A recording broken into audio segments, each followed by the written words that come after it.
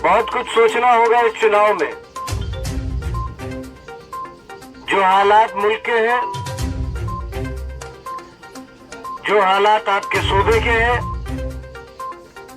जिस तरीके का नफरत का माहौल, दहशत का माहौल बनाया जा रहा है,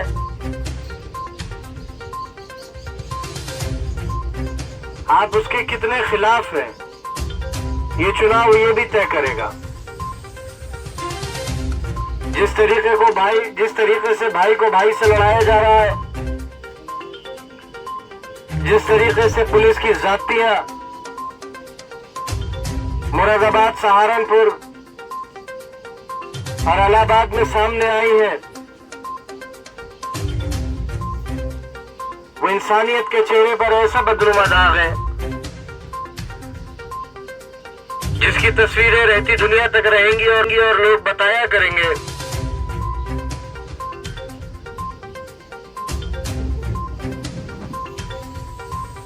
कि सिर्फ महज लोगों को उनके नाम और हुलिया देखकर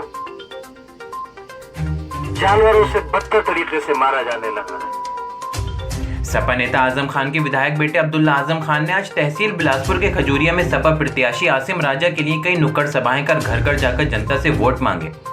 अब्दुल्ला आजम ने खजूरिया में कई गांवों में घर घर जाकर लोगों से मुलाकात की और कई नुक्कड़ सभाएं कर अपनी स्पीच के दौरान जनता को वोट देने की भी अपील की। अब्दुल्ला आजम ने सहारनपुर और मुरादाबाद की घटनाओं का भी जिक्र किया और मौजूदा सरकार पर भी तंज किया। कहा, जिस तरह से आप देख रहे हैं माहौल बनाया जा रहा है, नफरत का माहौल पैदा किया जा रहा है, भाई को भाई से लड़ाया जा रहा है। कोई भी अच्छा मुस्लिम, हिंदू, सिख, ईसाई किसी के मजहब का अपमान नहीं कर सकता। तमाम लोगों का बहुत शुक्रिया जो जिम्मेदारान यहाँ मौजूद है। बहुत तपिश है मौसम में,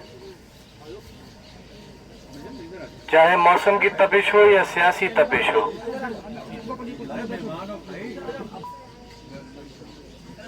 इस चुनाव के बाद ना तो किसी की सरकार बनेगी ना किसी की सरकार गिरेगी, लेकिन ये बात जरूर तय होगी कि आपकी कितनी मजबूत आवाजें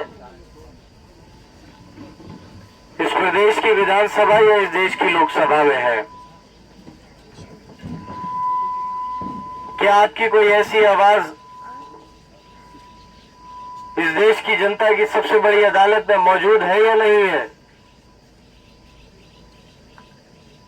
एक ऐसी आवाज जो आपके हक के लिए लड़े, अगर आपके साथ कोई नाइंसाफी हो तो उसके लिए लड़े, और मुझे ये कहते हुए न कोई हिचक है कि आसिम राजा साहब इंशाअल्लाह एक ऐसी मजबूत आवाज बनकर उभरेंगे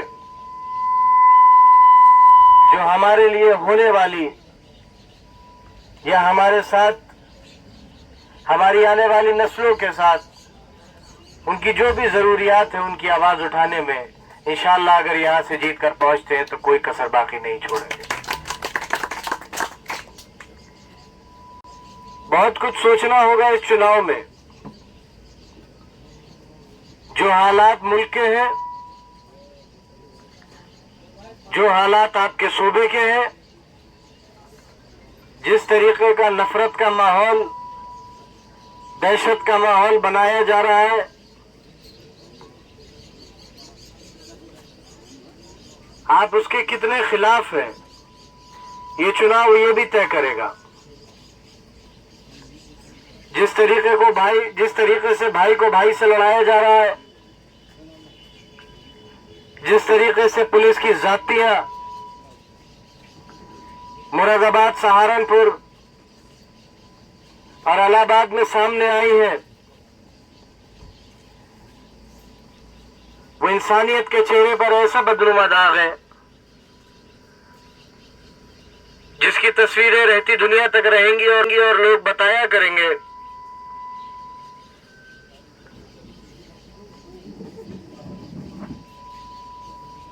कि सिर्फ महज लोगों को उनके नाम और हुलिया देकर जानवरों से बदतर तरीके से मारा जाने लगा है। हमारा मुल्क एक गुलदस्ता है। इस गुलदस्ते में तमाम फूल, तमाम मजहबों को मानने वाले, तमाम आस्थाओं को मानने वाले, और मैं जिम्मेदारी से कहूंगा कि इस देश में रहने वाला कोई धार्मिक व्यक्ति, कोई अच्छा मुसलमान, कोई अच्छा हिंदू, कोई अच्छा सिख, कोई अच्छा ईसाई कभी किसी दूसरे मजहब का अपमान नहीं कर सकता। ऐसे लोग जो दूसरों के मजहब का मजाक उड़ाए, जो दूसरे के मजहब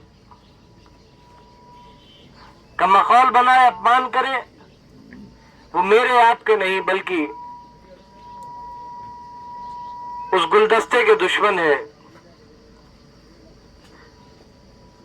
जो गुलदस्ता हमारी गुजरी हुई नस्लें हमें देकर गई हैं। और ऐसे लोग जो मजहब के नाम पर आपको लड़ाना चाहते हैं,